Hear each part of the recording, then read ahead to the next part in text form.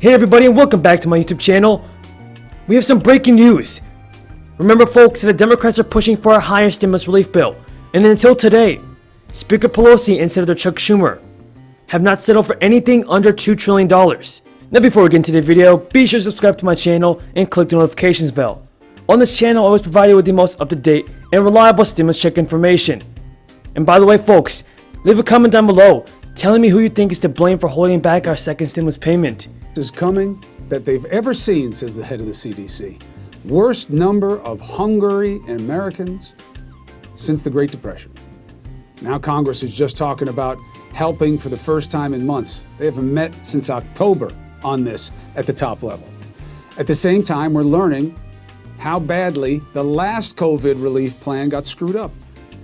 $455 billion wasn't spent. Good reason for that? If the Trump administration gets its way, it's going to be harder for the Biden administration to spend it. That's why the current Treasury Secretary found himself answering questions like this today. I'm reading aloud now from Section 4027 of the CARES Act. On or after January 1, 2026, any funds that are remaining shall be transferred to the general fund. In other words, sent back to the Treasury. Secretary Mnuchin, is it currently the year 2026? Yes or no? Of course it's not 2026. How ridiculous to ask me that question and waste our time. Well, Secretary Mnuchin, I think it's ridiculous that you're play acting to be a lawyer when you have no Actually, I have plenty of lawyers at the Department of Treasury who advise me. Secretary Mnuchin, are you in fact a lawyer? I do not have a legal degree. I have lawyers that report to me. Secretary Mnuchin, you're trying to tell Chairman Powell to send over any remaining funds right now, and you're claiming, falsely in my opinion, that that is what the law says. And you've gotten into a disagreement with someone who's Congress cannot agree on a stimulus bill, so states and cities are stepping in according to CNBC. Alaska, Colorado, Maryland, New Mexico, and New York City are among the areas that have infused money into households and businesses over the past 2 weeks.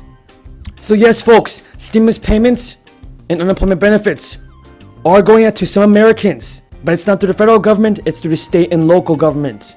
You alluded to the bipartisan framework that came out today. Have you had a chance to look at that? And since you're talking about the importance of the president signing something, the House would have to pass something too, so why wouldn't a bipartisan proposal that could potentially also pass in that body be a better way to go?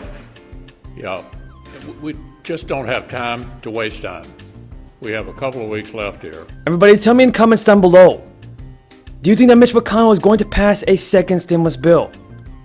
Some Republicans and Democrats have already proposed a $900 billion proposal to Senate Leader Mitch McConnell, but he rejected the package, saying that it was way too much. According to CNBC, House Speaker Nancy Pelosi and Senate Minority Leader Chuck Schumer have urged Senate Majority Leader Mitch McConnell to use a $908 billion bipartisan stimulus plan as the basis for relief talks as Congress scrambles to send aid to Americans before the end of the year. In a joint statement, the Democratic leaders endorsed a more narrow aid approach. Pelosi and Schumer have insisted on legislation that costs at least $2.2 trillion. And this is the first time in months that the Speaker and the leader have lowered their demands to under $1 trillion. Schumer and Pelosi said in a joint statement, "While we made a new offer to Leader McConnell and Leader McCarthy on Monday, in the spirit of compromise, we believe the bipartisan framework introduced by senators yesterday should be used as the basis for immediate bipartisan, bicameral negotiations." But folks, one of the biggest issues in Congress right now is Senator Mitch McConnell. What can't wait? What can't wait? American workers, American small businesses, K through 12 schools, the vulnerable Americans and frontline healthcare workers for whom speedy vaccine distribution will literally be a life or death matter.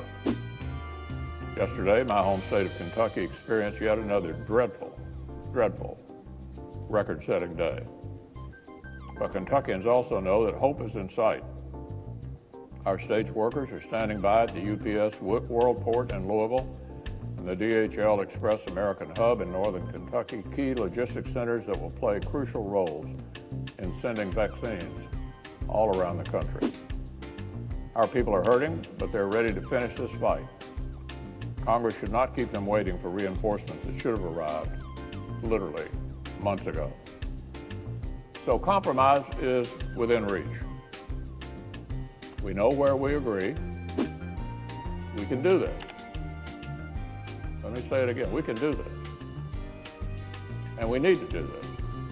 The proposal will provide an extra $300 a week in unemployment payments and extend help to cash-strapped local governments. The Democrats urged Senate Majority Leader Mitch McConnell to consider the proposal, a concession by Pelosi and Schumer, who have been pushing for a package more than twice as large. The Democrats' support puts pressure on McConnell to return to the negotiating table in earnest, as lawmakers from both parties are eager to pass some sort of relief. So far, Mitch McConnell has indicated that he prefers to keep stimulus bills closer to the GOP's early proposal of $550 billion. Now, because our politicians in Congress cannot agree on a second stimulus payment yet, some states and cities are stepping in. According to CNBC, Alaska, Colorado, Maryland, New Mexico, and New York City are among some of the places in America that have infused money into households and businesses over the past 2 weeks. In Minnesota, lawmakers are also working to push through similar measures. The collective action to put money into households and local economies is happening as Congress negotiations remain at a standstill, according to CNBC. House Speaker Nancy Pelosi and Senate Minority Leader Chuck Schumer on Wednesday expressed support for a bipartisan $908 billion measure, more than $1 trillion less than their prior asking price. Senate Majority Leader Mitch McConnell said Thursday that compromise is within reach. Meanwhile, aid programs for the jobless, renters, and student borrowers, which are each supporting millions of Americans, expire at year's end. Job growth has slowed in the winter months, threatening to further pain for businesses. And according to the Buffalo News, a bipartisan group of lawmakers from both sides of Capitol Hill, including Representative Tom Reed, have moved on Tuesday to break a legislative logjam that threatens to end unemployment benefits for millions, as well as other key aid programs at the end of the year. And behind the scenes, Senate Minority Leader Chuck Schumer and Speaker Nancy Pelosi have launched a separate effort to break that logjam and pass another relief bill by the end of the year. The dual efforts, one public but offering only a bare bones outline of a deal. With that being said, folks, that's all of the news in regards to a second stimulus check, second stimulus payment, and unemployment benefits. Now, if you found this video useful, be sure to subscribe to my channel because I always provide you with the most up-to-date and reliable stimulus check updates. And let's get this video to 1,000 likes if you want Congress to pass a second stimulus payment before Christmas.